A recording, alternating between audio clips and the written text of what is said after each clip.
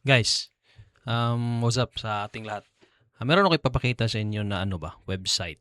Kasi may nakarating sa akin na information na gamit-gamit itong website na ito na sinabi nila na ang Sandilo daw ay na-declare silently noong May 1. Ha?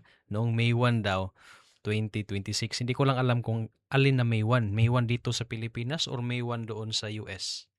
Ha? Kasi magkaiba yan eh. 'Di ba? Yung May 1 dito is Friday. Tapos nung May 1 naman doon sa US is Thursday. 'Di ba? Kasi late sila doon ng ng ilang oras. So, may bigay sa akin ng information na meron daw ginagamit. Ginagamit daw ito ng mga time setters to justify their claims na sandilo daw talaga noong May 1. Ngunit silent lang daw. Ano ba yung klaseng sandilo na yan? Silent? Ano yon? Imagine? Imaginary sandilo? Okay. Itong website na ito guys, pwede rin nyo itong makita dito sa inyo hanggang mga browsers.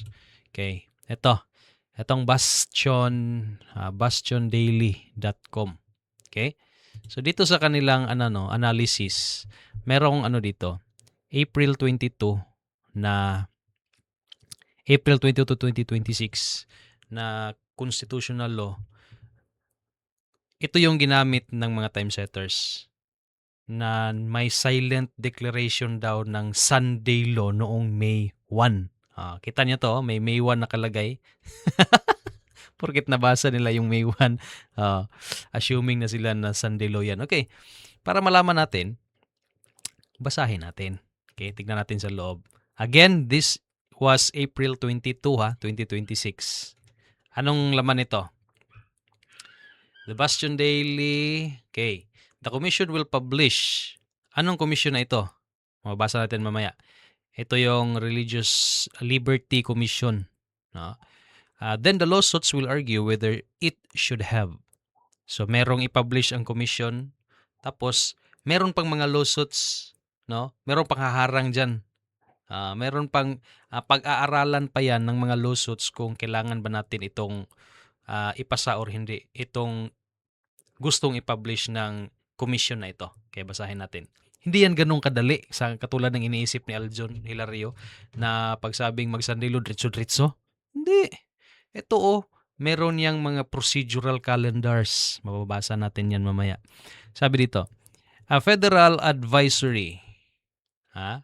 A Federal Advisory Commission is scheduled to release its final report around May 1. Okay?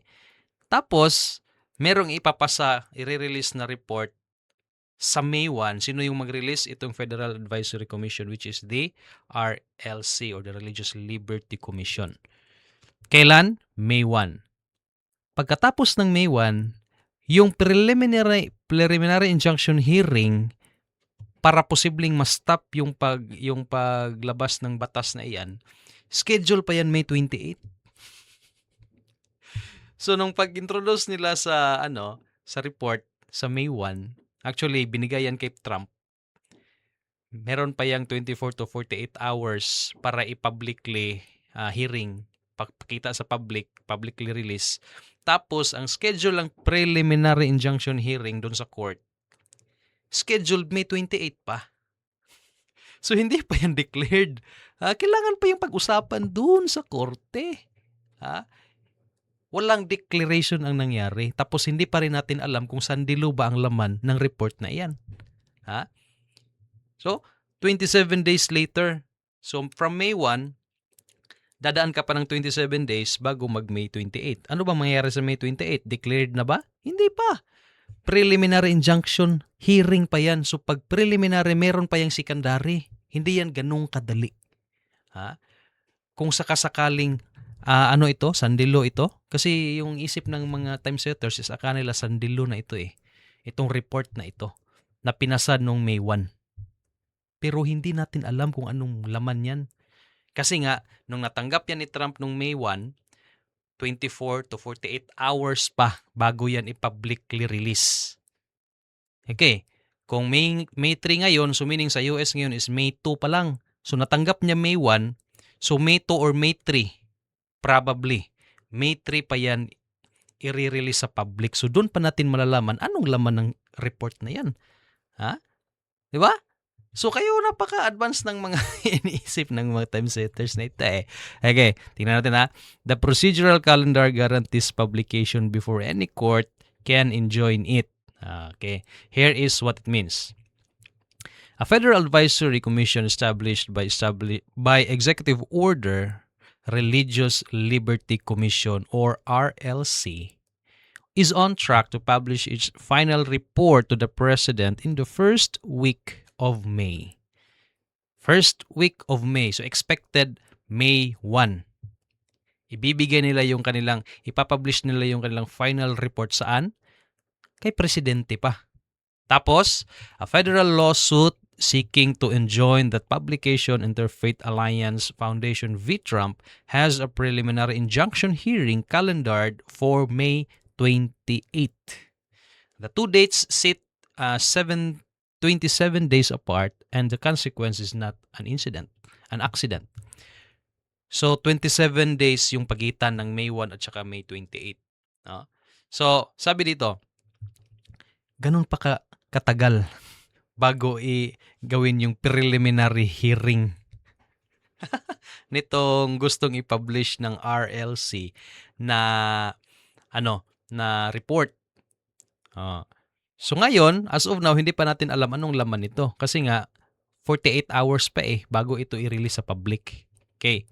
For constitutional conservatives who care about Article 2, administrative procedure and the boundaries of executive branch advisory work, the consequence is worth understanding. So, is the narrative pivot it forces?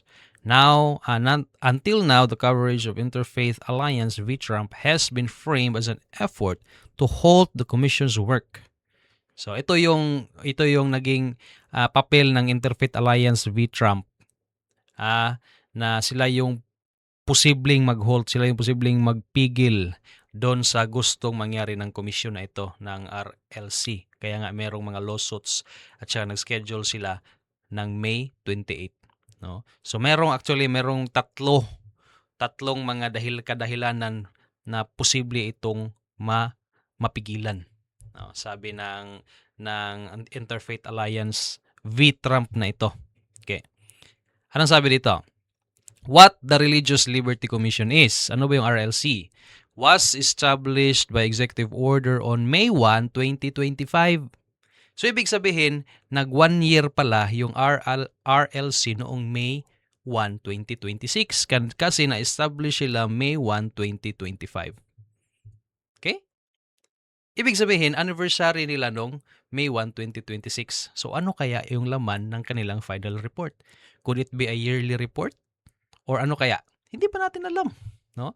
So, ang data na ito magsasabi sa atin yung background ng RLC at kung ano yung gusto nilang ibigay gusto nilang mangyari or i-publish doon sa US government. Kasi nga binigay nila kay presidente. Tapos ipapasa pa nila sa court after 27 days. Okay? Organized as an advisory committee under the ito yung FACA, Federal Advisory Committee Act. Okay, dito sa baba. Ito yung ang tawag dito, background ng RLC. So, na-establish siya sa May 1, 2025. Nag 1 year sila noong May 1, 2026. Its charter tasks it with producing a report to the President on threats to religious liberty on the United States, including per its own charter language, the free exercise of religion in the public square, the protection of religious institutions, and the safeguarding of conscience rights in the practice of medicine, education, and employment. So ito pala yung role ng RLC. Yung task nila is sila yung magpuproduce ng report doon kay President kung sakasakali merong mga threat with regards to religious freedom or religious liberty dun sa United States. Anything with regards to religious liberty, sila yung nakatingin dyan. Baka may threat sa religious liberty, baka nilalabag na yung ating mga karapatan dito sa ating mga relihiyon, sila yung nagre-report kay Trump. Could it be Sunday law kaya? Parang hindi naman siguro. Kasi yung Sunday law kasi guys, pag na-declare yung Sunday law, kailangan mo munang alisin yung religious freedom o religious liberty. 'Di ba? Oh. So kung Sunday law yan, laman ng report na yan, could it be possible nga namang gagaling talaga sa Religious Liberty Commission? Ha? Hindi siguro. Kasi pag napasa yung Sunday law, itong RLC ang mawawala. 'Di ba? Yung RLC ang mawawala. Aha. Kung ipasa ang Sunday law. Kasi dapat muna matanggal ang Religious Liberty Commission, Religious Freedom, Religious Liberty, bago ma-declare yung Sunday law. Bakit? Yung Sunday law kasi is batas yan na lahat ng relihiyon ay magsamba na sa linggo. Lahat ng tao magsamba na sa linggo, di ba? Revelation chapter 13, verse 16 to 18. The image of the beast will both speak and cause sa kahit na sino man, both small and great, rich and poor, free and bond, to receive the mark of in his forehead or in his right hand. That's compulsion. Ipipilit na. So, ibig sabihin, paano lang mapilit yung tao na magsamba sa linggo? Ikaw na nagsamba sa Saturday, nagsamba ka sa Friday, sa Huwebes, or ibang araw. Paano ka mapipilit ng gobyerno na sundin ang Sunday law, meron pang religious liberty? Hindi. It will, babangga yan eh. Kaya, itong Religious Liberty Commission talaga, ang unang matatanggal bago ma-declare ang Sunday law. Kaya napaka-imposible naman na itong report na ito, ang laman nito is Sunday law. Nanggagaling pa talaga sa Religious Liberty Commission. Parang napakalayo. Napaka-imposible. Di ba? Okay. Ano pa sinabi dito? Sa baba. The lawsuit claims. Ito man, ang daming claims ng mga lawsuits kasi. Ito, balanced membership, 3 yan. Open meetings, public record access. So ito yung mga posibleng babanggain ng RLC kung sakasakaling matutuloy ito sa May 8 na magkaroon sila ng preliminary hearing. Okay. Ang sabi dito, the procedural calendar. The preliminary injunction hearing before Judge Bosberg is scheduled for May 28, 2026. The scheduling order entered in January reflects the court's own assessment of how fast the case can responsibly be heard on a preliminary injunction posture, given the evidentiary record the plaintiffs have assembled and the government's response filings. The Commission's report timetable does not accommodate that date. A final report delivered to the President on or about May 1 is out of the Commission's hands by May 2. So kung ano yung pinpublish na report ng Commission or the RLC doon kay Presidente sa May 1, pagka May 2, wala na sa kanilang kamay yun. Nandun na sa Presidente yon. Tapos, public release typically follows within 24 to 48 hours per standard executive branch practice for the commissioned reports.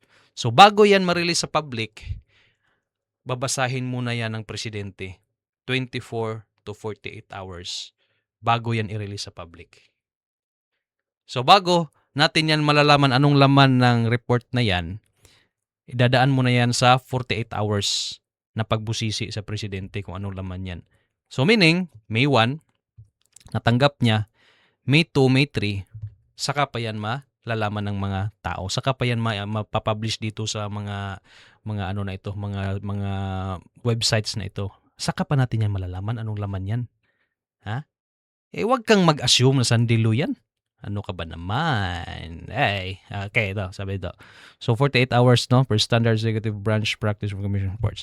By the time Judge Bosberg convenes on May 28, the report will have been public for 3 to 4 weeks, will have been reported on, and will have begun shaping downstream administrative and congressional activity. Downstream, meaning from the court, from the President 24 to 48 hours to the public release. Then after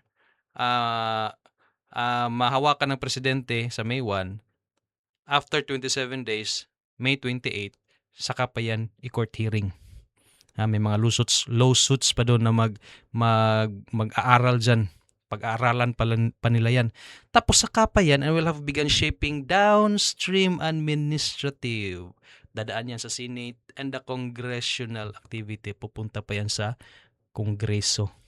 Hindi yan ganun-ganun kadali. Katulad ng iniisip mo, Aljun. Ha? Ano ka? Majikiro? Hindi yan ganun kadali, boy. Ha? Ito, nababasa na natin talaga to. Galing to sa inyo. Ha? Nabasa natin talaga yung procedure. Merong mga procedural calendar. Di pwedeng sa isip mo kasi hindi nga nakapagtaka na sinasabi mo may teleport, gusto mo talaga instant. Ha? Hindi yan ganun kadali. May prosesong sinusunod. Okay? And then, I repeat, walang Sunday law nung May 1. Maging sa US, walang Sunday law na nangyari. Kahit silent na sinasabi ninyo, walang silent declaration ng Sunday law nung May 1, 2026. Kung ito yung pinagbabasihan niyo ng Sunday law, silent declaration ng Sunday law, no! Kawawa naman kayo. No? Ito naman yung ginamit ninyo na maging, palusot ninyo sa mga members ninyo. Ay, nako. Mga members, basahin ninyo.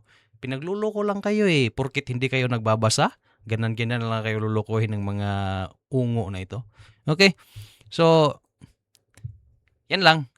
Konting update. And then, sana magmatsyag ka. Ampo. God bless you. Kita-kits.